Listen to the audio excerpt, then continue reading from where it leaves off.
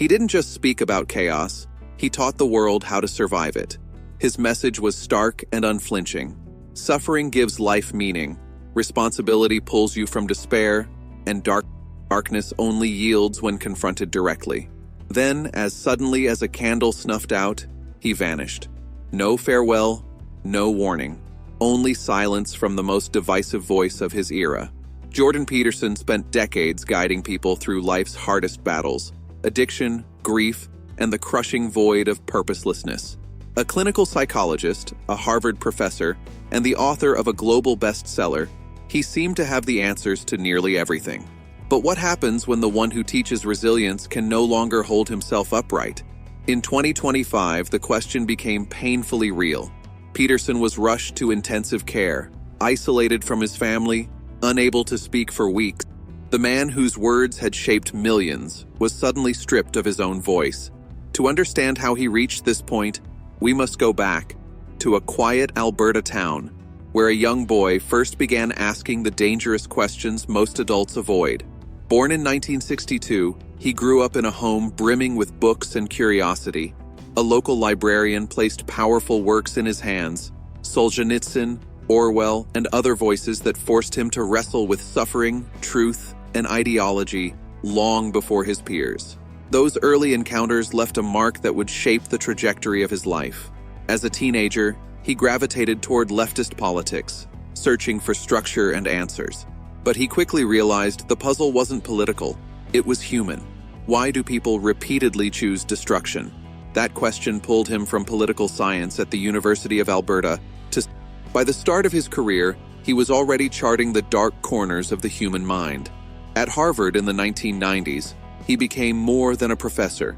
He became an experience. His lectures unsettled as much as they inspired. Students didn't just absorb theories, they reimagined their lives. Back in Canada, he combined clinical practice with deep dives into myth, belief, and the mechanics of meaning. In 1999, he published Maps of Meaning, an ambitious blueprint for how humans carve order from chaos. For years, his influence remained largely academic, until the internet amplified his voice. In 2016, his opposition to compelled speech laws exploded online. Backlash was immediate: protests, institutional pressure, and fierce debate. Yet at the same time, millions felt drawn to his message. By 2018, 12 Rules for Life had gone global, turning him into a cultural force impossible to ignore. Behind the scenes, the pressure mounted: non-stop travel, relentless scrutiny, and mounting emotional strain. Slowly, his body began to rebel. Around 2016, he embarked on an extreme diet, meat only, to manage autoimmune issues and severe depression. By 2018, his restrictions had tightened further. While the diet offered some relief, it created isolation and new physical challenges. Meanwhile, his wife Tammy faced a rare aggressive kidney cancer once thought untreatable. Publicly, he thrived. Privately, everything was unraveling. The breaking point came in 2019. Peterson collapsed from clonazepam dependency, prescribed for anxiety. What followed was not simple withdrawal. It was a prolonged, brutal neurological struggle. As he fought to regain stability, his wife's cancer returned, deepening the crisis. With options exhausted, his family made a radical choice. In late 2019, he was flown to Moscow for experimental treatment, including a medically induced coma. The gamble was enormous. During therapy, doctors discovered pneumonia in both lungs. After more than a week unconscious and a long ICU stay, he emerged physically diminished, far from the commanding presence the world once knew. Recovery was slow and fragile. Months later, in June 2020, he appeared publicly, frail but coherent, on his daughter's podcast. He had survived near total collapse. Around the same time, Tammy's treatment began to work, sparing the family from what once seemed inevitable. In 2021, he returned with Beyond Order, 12 More Rules for Life, challenging the very ideas he once championed. Too much order can be just as dangerous as chaos.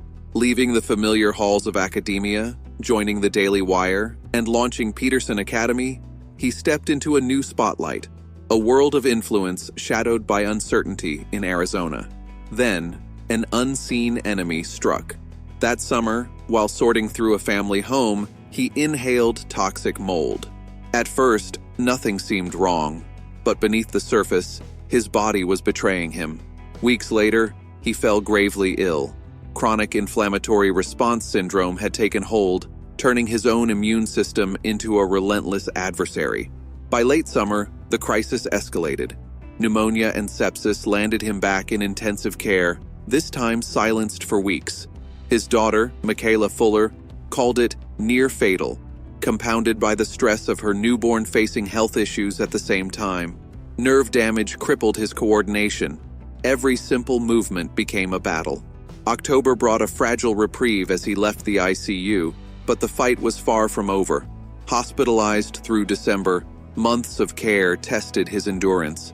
When he finally returned home to Arizona, he was alive, but profoundly diminished. His family pleaded for patience.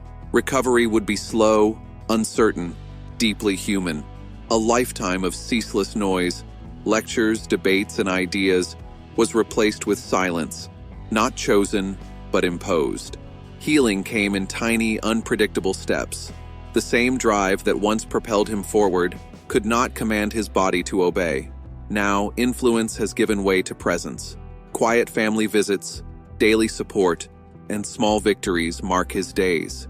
His wife remains steadfast, children and grandchildren close, while Peterson Academy grows without him in the spotlight. From the sidelines, he watches, not a central voice, but a man learning patience, rebuilding life one delicate step at a time. This chapter uncovers a hidden truth, the toll of speaking truth on a global stage. It consumes not just the mind, but the body, slowly, relentlessly. Philosophy and discipline offer no immunity. Yet in the collapse, resilience quietly rises, presence, love, and the choice to endure. The suffering he once theorized about, how it shapes meaning, is no longer abstract. He is living it, moment by fragile moment. Today, he lives it quietly in Arizona. Standing is a victory. Simple tasks feel monumental. Silence echoes louder than any audience ever could. From Fairview to Harvard, Moscow to Belgrade, and now the stillness of Paradise Valley, his journey shows what no lecture ever could. The map of meaning never guarantees safety. Even its creator must navigate darkness step by step, without certainty. If this story moves you, leave a like as a nod to his fight. Subscribe for stories that go beyond the surface. And in the comments, share a lesson you're taking, not from his words, but from his life. Perhaps the most powerful teaching isn't written in any rule. Keep moving forward, even when the rules fail, especially then.